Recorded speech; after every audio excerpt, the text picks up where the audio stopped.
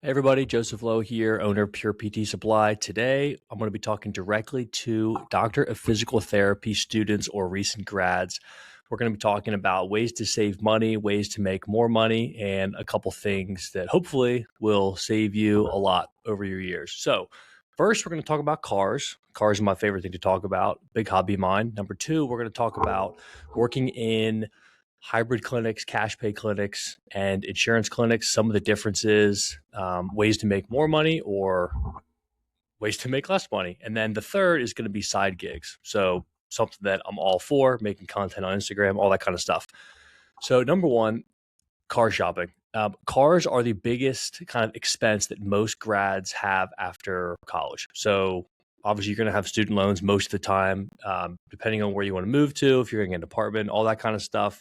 You guys know what to do there, how to search for that. But for some reason, because I have friends that buy cars, like car shopping seems to be one of the biggest mysteries. Actually, people are constantly getting screwed, getting terrible deals. And it's not necessarily because they don't know how to negotiate with dealerships, but they don't know what they're looking for. So when it comes to cars, I am all about not being brand specific and looking for value where you can find it.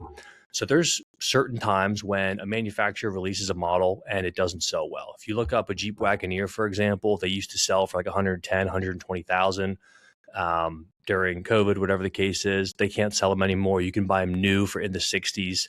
Some of the newer models have depreciated like 70%.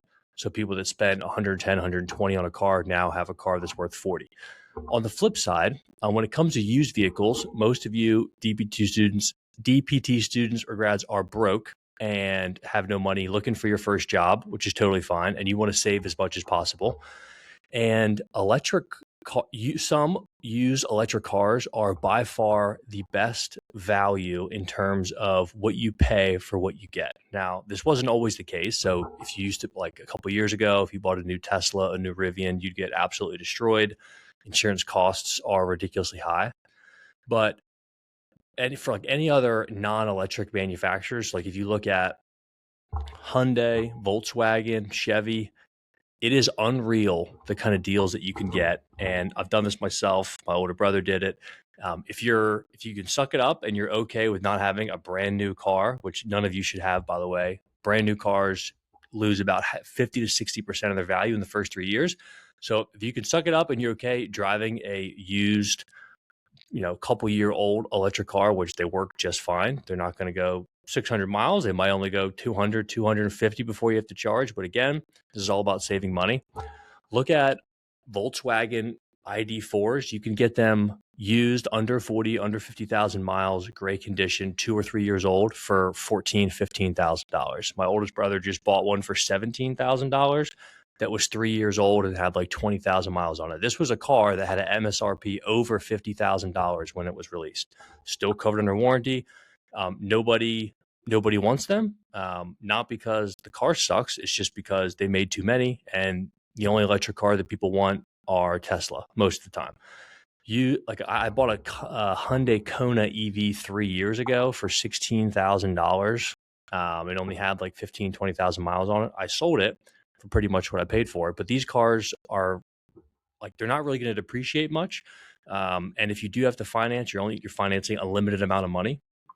Also, you don't have to pay for like brakes that often. The cost of ownership is significantly less. The only caveat would be if you don't have a place to kind of charge at home or a level 2 charger somewhere, which is like, takes 7 or 8 hours, and you have to constantly stop at a fast charger. Fast charging is actually significantly more expensive than gas, so you lose some value there. But that being said, Chevy Bolts, Hyundai Kona EVs, Volkswagen ID4, Chevy Equinox. I mean, these are all cars that in most cases are under 15,000, under $20,000, covered under warranty, cost of ownership. Like for every mile you drive, it's about the cheapest possible way to drive. So don't be suckered into new leases, all that kind of stuff, especially if you're one of the many that I hear about on LinkedIn or see that graduated with 100, 150, $175,000 of student loans. You're in no position to be leasing anything or buying anything new. Um, so yeah, used EVs. I'll post some more videos about this later, but go on cars.com, look for those models. search within 400 miles, model, like put mileage under 50,000. So still covered under warranty, no accidents, and you'll be shocked at what you can find. And again, this is all simple supply and demand situation. There's way more supply than demand for these cars, and the pricing will continues to drop until people will buy them. And I'm shocked at how low the prices can go before people are actually willing to buy them. So again, use electric vehicles.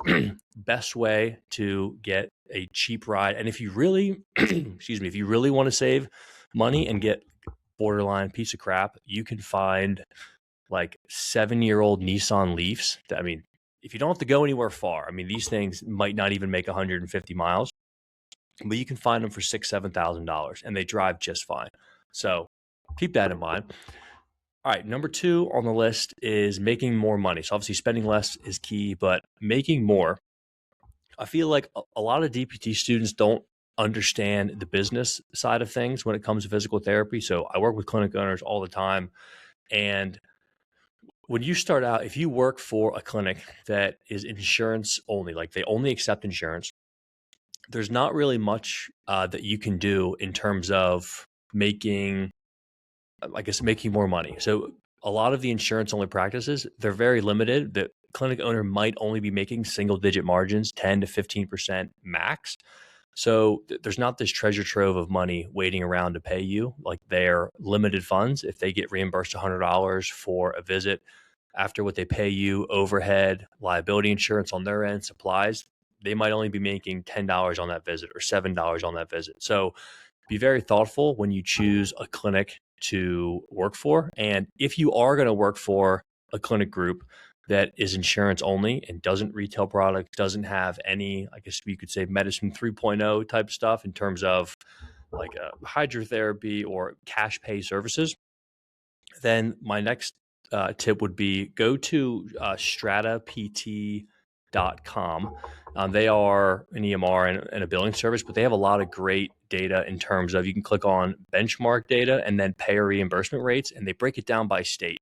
You can also use ChatGPT and look at the average reimbursement rate per state, and it makes a huge difference in terms of how much money you can make. So some of the states down south, just on average, it's different for every state, but the reimbursements are way lower compared to states up north. So Washington is real solid. Pennsylvania is not too bad. Once you kind of look at Delaware, New York, just states that are up north, they pay more per visit on average than states that are down south. So that directly affects how much money you can make. The other thing would be you're in control way more than you think you are. There's a significant supply shortage of physical therapists. From what I can tell, every large group in the country is hiring and needs more therapists. So this is not a 2008 situation where you're a college grad coming out and there's just no jobs, nobody wants to hire, and you have to take whatever you can find. Very different. There's literally thousands and thousands and thousands of jobs nationwide. And I know a lot of clinic owners that are hiring in multiple different states that would love to have, a quality physical therapist come work for them. So you're in control. You can take a ton of interviews. CSM's coming up in February, which is like in a couple weeks. If you go there, you're just going to see the amount of groups that are there that are hiring that would, are prospecting and would love to have you. So keep that in mind. Don't just jump at the first opportunity. Negotiate as best you can. And then if your sole goal is to make as much money as possible and you want to be like you just graduated, you're graduating soon, then mathematically speaking, working for an insurance only clinic is almost impossible to make the most amount of money just because those clinics are limited. They're only billing insurance. It's mathematically impossible to pay you what potentially a cash pay clinic could pay because they set their own rates. Or if you work for a hybrid type clinic where they accept insurance, but they also offer dry needling, stretching services, all this other kind of stuff, kind of where you can make more if you provide more value. Those places will always be able to pay more. So if you're looking at $150,000 of debt and you're like, I don't care if I'm in a cash pay or performance style clinic, hybrid clinic, or a hospital system or something that's insurance based and it's all about making as much money for you as possible, then definitely look at some small to medium sized groups that do a really, really good job at offering additional services that kind of look more like gyms than they do physical therapy clinics. Because in general, not all the time, but in general, you'll be able to make more there because they have higher margins and they offer additional services. I know PTs that are making over 100, 110, 120 at places like that, maybe a little bit more. Again, it's all based on there's some high end clinics. You know, clinic that are out in LA and another one down in Florida. Like they're pretty expensive, $300 an hour or more.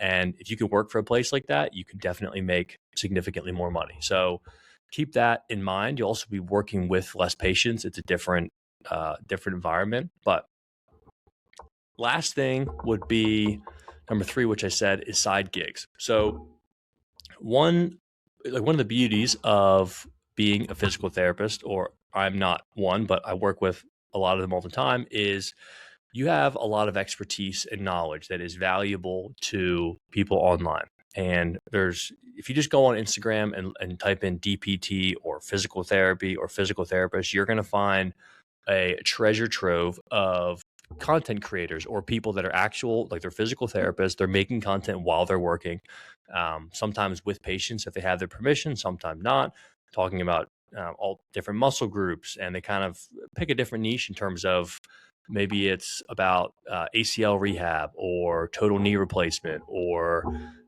they kind of niche down and provide a lot of value to their audience. That's where the side gigs come in, where a company or people like myself reach out to those creators and want to pay them for advertising products, want to do there's a guy named David that I work with. He filmed a lot of videos for me, took a lot of, he's really good at photography and making videos. Paid him thousands of dollars to do a bunch of work for me. Again, he's a physical therapist that wanted to make extra money. So we started building a following, and that's how I connected with him. There's plenty of examples of people that you can follow and get inspiration from. They kind of teach you how to do this stuff for free. Anthony Maritato is another great one. Talks mostly about making money with Amazon affiliate links, YouTube ads, all that kind of stuff. Great guy to follow there. Another solid guy is Jimmy McKay. He's a physical therapist, doesn't practice currently, but makes a ton of podcasts and uses his talents and knowledge a different way to make money. So there's plenty of ways to make money out there as a physical therapist. It's not as bad as you see on LinkedIn or hear all the doom and gloom about how you're never going to be able to make more money. The struggle that a lot of you guys have with the amount of debt that you're coming out with is not, on average, it's worse for DPT students if you look at total debt relative to, the first 2 or 3 years earnings and the average salary coming out. That being said, most college graduates are in a similar situation where their first job is not going to pay nearly as much as as they would have hoped or as expected, given the level of debt they have. So that's why some people call it the gig economy. Those people are driving for Uber, working for DoorDash. This is 2026. You gotta, deal the hand that you're dealt with, and no whining. Go out there, work as hard as you can, spend the least amount of money possible, and a few years later, you'll be happy that you kind of sacrificed and did all that instead of whining and not making more money. So that's all I got for you. But if you have any car questions, let me know, because car shopping is a hobby for me. I always love it. Negotiating with dealerships, one of my favorite things to do, even though I don't buy cars that often. Yeah, again, Joseph Lowe, owner of Pure PT Supply. Have a good one.